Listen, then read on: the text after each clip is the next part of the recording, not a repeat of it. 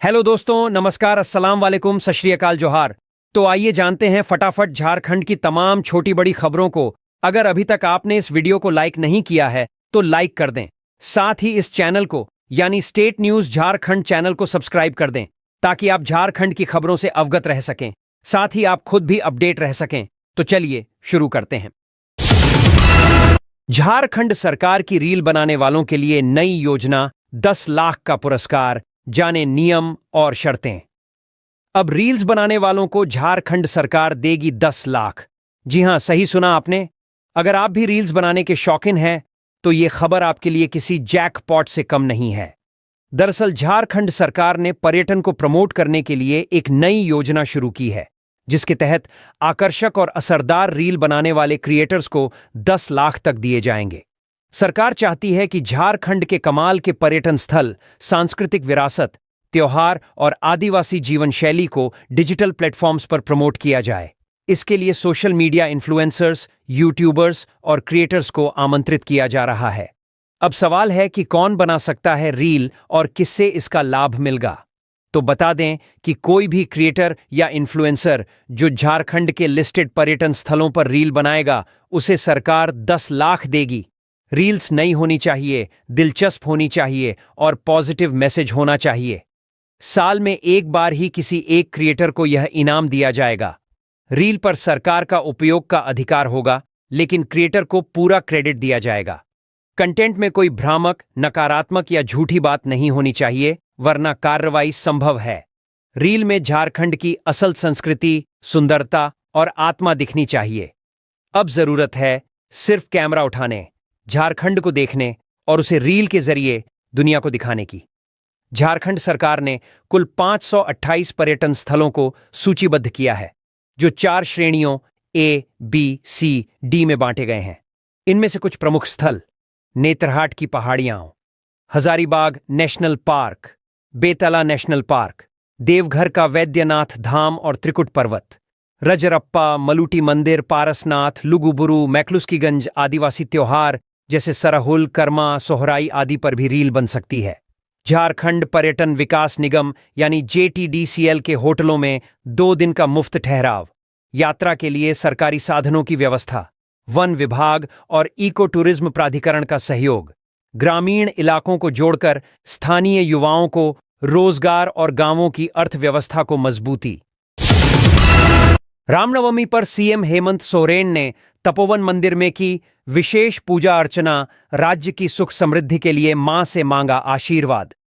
रामनवमी के अवसर पर सीएम हेमंत सोरेन ने अपनी पत्नी कल्पना सोरेन के साथ तपोवन मंदिर में पूजा अर्चना की है। चैत्र नवरात्रि में एक ओर जहां मां भगवती के 9वें स्वरूप मां सिद्धिदात्री की पूजा हो रही है, तो दूसरी ओर रामनवमी की धूम है।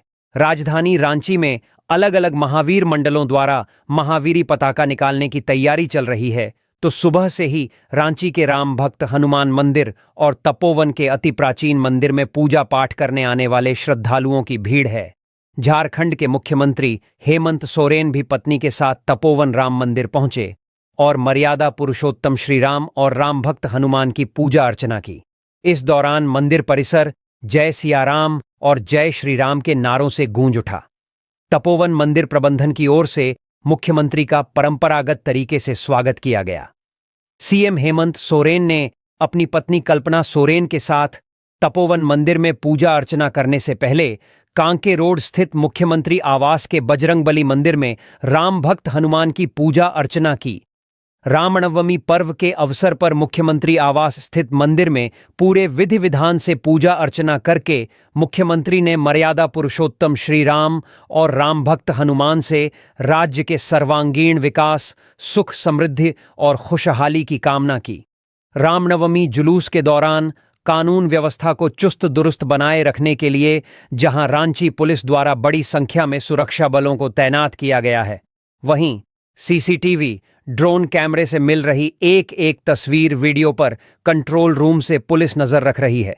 दरअसल आज निकलने वाले महावीरी पताका और राम जुलूस के स्वागत के लिए कई समाज सेवियों और अन्य संस्थाओं की ओर से शरबत, फल और पानी की निःशुल्क व्यवस्था की गई है। गिरिडीह में रामनवमी पर दिखी हिंदू मुस्लिम एकता की मिसाल, अंजुमन कमेटी ने राम भक्तों पर की पुष्प वर्षा। गिरिडीह जिले के बगोदर में रामनवमी के मौके पर हिंदू मुस्लिम एकता की मिसाल देखने को मिली। अंजुमन कमेटी बगोदर ने पुष्प वर्षा कर रामनवमी जुलूस में शामिल राम भक्तों का स्वागत किया है। अंजुमन कमेटी बगोदर के द्वारा लगाए गए स्टॉल के पास जैसे ही जुलूस पहुंची, लोगों ने पुष्प वर्षा करना शुरू कर दिया। इसके बाद नेहरू चौक मुख्य अखाड़ा में रामनवमी जुलूस के दौरान खेल करतब कर रहे लोगों पर भी पुष्प वर्षा की गई। अंजुमन कमेटी के द्वारा बगोदर अखाड़ा के पास एक स्टॉल लगाया गया, जिसमें बोतल में पानी के अलावा कोल्ड ड्रिंक की व्यवस्था की गई थी। जुलूस में शामिल लोगों को बोतल में पानी और ठंडा देकर लोगों का प्यास बुझाने का काम किया गया। अंजुमन कमेटी की इस पहल की सभी ने सराहना की है। लोगों ने कहा कि बगोदर में एक बार फिर हिंदू मुस्लिम एकता का मिसाल देखने को मिली है। अंजुमन कमेटी बगोदर के सदर सह 20 सूत्री अध्यक्ष सरवर खान स्टॉल में मौजूद थे। उन्होंने कहा कि हिंदू मुस्लिम भाई भाई का संदेश हमें समाज में पहुंचाना है। इसी उद्देश्य के साथ अंजुमन कमेटी ने रामनवमी जुलूस में शामिल लोगों का कुछ इस तरीके से स्वागत किया है ताकि दूसरे इलाके के लोगों को भी इससे प्रेरणा मिले। बगोदर के भाजपा नेता आशीष कुमार उर्फ बॉर्डर ने भी अंजुमन कमेटी की इस कार्य की तारीफ की है। उन्होंने कहा है कि इससे आपसी सांप्रदायिक सौहार्द कायम रहता है। उन्होंने कहा कि आज समाज को इससे प्रेरणा लेने की जरूरत है। बगोदर के व्यवसायी आलोक साहू ने कहा कि हिंदू मुस्लिम एकता का इस तरह का मिसाल बगोदर में पहली बार देखने को मिला है। उन्होंने भी इस कार्य की सराहना की है। चप्पे चप्पे पर पुलिस रही तैनात, एसएसपी खुद लेते रहे जायजा। राजधानी में रामनवमी को लेकर सुबह से लेकर देर रात तक डीआईजी सह एसएसपी रांची की पूरी टीम पूरी तरह से अलर्ट मोड में रही। रामनवमी की सुरक्षा को लेकर जिले भर में 2000 से अधिक पुलिस बल तैनात रही। जुलूस निकलने से लेकर जुलूस के वापसी तक पुलिस हर कदम पर मुस्तैद दिखी। नतीजा महापर्व रामनवमी हर तरह से शांतिपूर्ण रहा। रामनवमी के अवसर पर रांची पुलिस ने यह ठान लिया था कि किसी भी असामाजिक तत्व को उनके मंसूबे में कामयाब नहीं होने देगी। यही वजह है कि रांची में सुरक्षा को लेकर जिला बल, रैफ, इको, रैप की कंपनी लगी रही। डीआईजी सह रांची एसएसपी खुद बुलेट पर सवार होकर पूरे शहर की निगरानी करते नजर आए। सुरक्षा को लेकर ड्रोन कैमरे से भी हर बड़ी शोभा यात्रा की निगरानी की गई। रांची के शहरी क्षेत्र में एसएसपी और सिटी एसपी, जबकि ग्रामीण इलाकों में ग्रामीण एसपी सुमित अग्रवाल खुद सुरक्षा व्यवस्था की मॉनिटरिंग कर रहे थे। सभी डीएसपी और थानेदार अपने अपने इलाकों की सुरक्षित शोभा यात्रा को निकालने में लगे रहे। जबकि कचहरी से लेकर तपोवन मंदिर पहुंचने वाली रूट की सभी शोभा यात्रा में सुरक्षा के लिए पुलिस मुस्तैद रही। अल्बर्ट एक्का चौक और मेन रोड पूरी तरह पुलिस छावनी बना रहा। तपोवन मंदिर में भी भारी संख्या में पुलिस बल तैनात किया गया था। हर संदिग्ध गतिविधियों पर नजर रखी गई। सभी थानों में क्यूआरटी भी तैनात थी। पीसीआर, टाइगर पुलिस और बीट पुलिस को भी सुरक्षा व्यवस्था के लिए लगाया गया था। बाइक दस्ता भी गली मोहल्ला में भ्रमणशील रही। सुरक्षा को लेकर 3 आईपीएस, 12 डीएसपी, 50 से अधिक इंस्पेक्टर सुरक्षा व्यवस्था में लगे रहे। डीआईजी सह एसएसपी रांची चंदन सिन्हा लगातार अलग अलग इलाकों में घूम घूम कर सुरक्षा व्यवस्था की जायजा लेते रहे और सिटी कंट्रोल रूम सहित सभी पुलिस पदाधिकारियों से भी संपर्क में रहे। दोपहर के बाद से पुलिस के टेट्रा वायरलेस लगातार घनघनाती रही। हर चौक चौराहों और शोभा यात्रा के साथ तैनात पुलिस पदाधिकारी टेट्रा कंट्रोल को सूचनाएं देते रहे। जुलूस के दौरान किसी तरह की कोई गड्ढाबद्दी न हो, इसलिए हर जुलूस के साथ पुलिस की टीम तैनात थी। जुलूस के आगे और पीछे पुलिस बल लगातार निगरानी करती नजर आई। इस दौरान शहर से निकली सभी शोभा यात्रा अल्बर्ट एक्का चौक होते हुए तपोवन मंदिर तक पहुंची, जबकि ग्रामीण इलाकों में निर्धारित रूटों से निकलकर अपने गंतव्य तक पहुंची। सभी अखाड़ेधारियों को पुलिस की ओर से लाइसेंस के साथ आई कार्ड भी निर्गत किया गया था। अस्पताल की मनमानी नहीं होगी बर्दाश्त। मैं पहले मरीज के लिए स्वास्थ्य मंत्री हूं, इरफान अंसारी। इलाज के दौरान एक मरीज की मौत होने जाने के बाद स्वास्थ्य मंत्री इरफान अंसारी देवघर पहुंचे। दरअसल घटना एक निजी अस्पताल की है, जैसे ही स्वास्थ्य मंत्री को पता चला कि मरीज की मौत के बाद अस्पताल प्रबंधन ने डेड बॉडी परिजनों को नहीं सौंपी है, वैसे ही स्वास्थ्य मंत्री इरफान अंसारी ने मामले में दखल दिया। उन्होंने निजी अस्पताल का निरीक्षण करके एक कमेटी गठित की है। स्वास्थ्य मंत्री कमेटी की रिपोर्ट आने के बाद कोई एक्शन लेंगे। स्वास्थ्य मंत्री ने अस्पताल प्रबंधक डॉक्टर संजय कुमार से सारे मामले की जानकारी ली। प्रबंधक से जानकारी लेने के बाद स्वास्थ्य मंत्री इरफान अंसारी ने कहा कि जिस घटना को लेकर वो अस्पताल में निरीक्षण करने पहुंचे थे, उस घटना की जांच के लिए सिविल सर्जन के नेतृत्व में एक कमेटी गठित की गई है। यह कमेटी 2 दिन के अंदर जांच रिपोर्ट देगी, जिसके आने के बाद नियम संगत कार्रवाई की जाएगी। वहीं अस्पताल के प्रबंधक डॉक्टर संजय कुमार ने बताया कि 1 अप्रैल को कन्हैया कुमार कांपड़ी नाम के मरीज को सड़क हादसे में घायल होने के बाद अस्पताल में भर्ती कराया गया था, लेकिन 3 दिनों तक इलाज होने के बाद भी मरीज को नहीं बचाया। मरीज की 4 अप्रैल को मौत हो गई। निजी अस्पताल के प्रबंधक डॉक्टर संजय कुमार ने बताया कि इलाज के दौरान लगभग 45,000 रुपए का बिल बना था, लेकिन मरीज के परिजन पैसे देने में सक्षम नहीं थे। इसीलिए मरीज की तरफ से महज 10,000 रुपए दिए गए।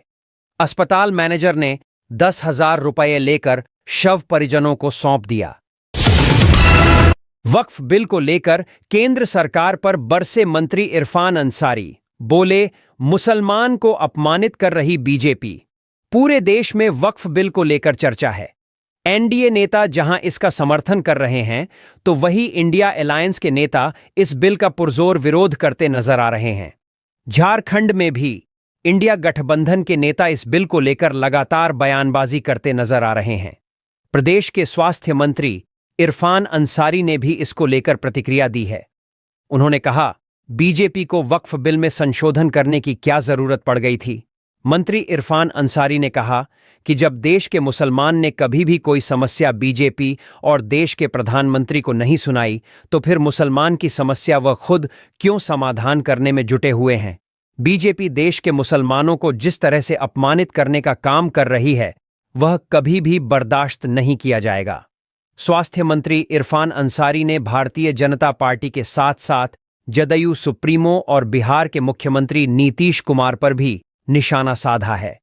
उन्होंने बिहार के मुख्यमंत्री नीतीश कुमार को लेकर कहा कि वह मुसलमान का वोट लेकर विधायक से लेकर देश के मंत्री और मुख्यमंत्री बने, लेकिन आज वक्फ बिल का समर्थन कर उन्होंने अपना ज़मीर खो दिया है।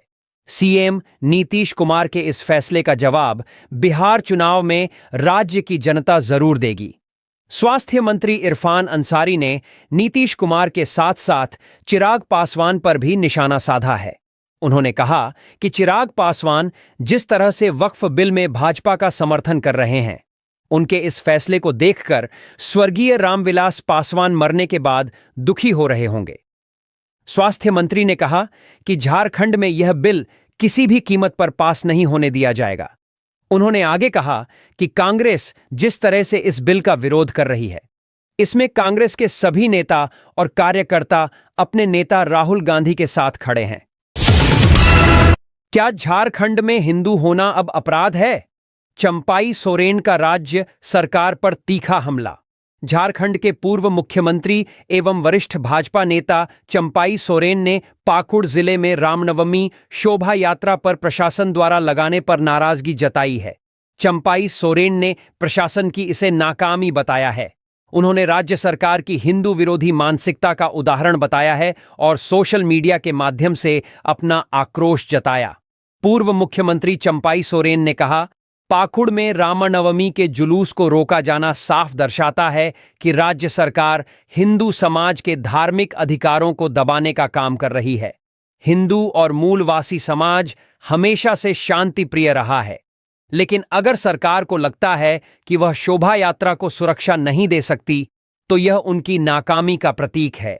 पूर्व मुख्यमंत्री पाकुड़ जिले की जनसंख्या संरचना पर भी सवाल उठाया और आरोप लगाया कि वहां हिंदू या आदिवासी समाज अब अल्पसंख्यक हो चुका है, जबकि एक समुदाय विशेष की जनसंख्या 2/3 हो गई है। अगर राज्य सरकार यह मानती है कि जहां हिंदू अल्पसंख्यक होंगे वहां उन्हें धार्मिक स्वतंत्रता नहीं मिलेगी, तो यह संविधान का सीधा उल्लंघन है। पूर्व मुख्यमंत्री पर सवाल उठाते हुए उन्होंने राज्य सरकार से यह भी पूछा कि क्या वह किसी अन्य धर्म के त्योहार पर ऐसा ही तुगलकी फरमान जारी करने का साहस दिखा सकती है। उन्होंने यह भी जोड़ा कि इस प्रकार की कार्यवाही न केवल धार्मिक स्वतंत्रता का हनन है, बल्कि यह सरकार की एकपक्षीय नीतियों और वोट बैंक राजनीति को उजागर करता है। सोरेन ने राज्य के मुख्यमंत्री से यह स्पष्ट करने की मांग की है कि क्या झारखंड में अब हिंदू होना अपराध बन गया है। उन्होंने जनता से भी इस प्रकार के निर्णयों का लोकतांत्रिक तरीके से विरोध करने की अपील की है। रामनवमी जैसे पर्व पर इस तरह का प्रशासनिक हस्तक्षेप राज्य में एक नई बहस को जन्म दे चुका है। क्या धार्मिक स्वतंत्रता सभी के लिए समान है, या बहुसंख्यक होते हुए भी कुछ समुदायों को उनके पर्व मनाने से रोका जाएगा? हेमंत सोरेन इसी महीने जाएंगे विदेश, 2 देशों का कर सकते हैं दौरा। मुख्यमंत्री हेमंत सोरेन जल्द ही विदेश दौरे पर जाएंगे। माना जा रहा है मुख्यमंत्री इस दौरान इन्वेस्टर्स से मुलाकात करेंगे और झारखंड में निवेश के लिए आमंत्रित करेंगे।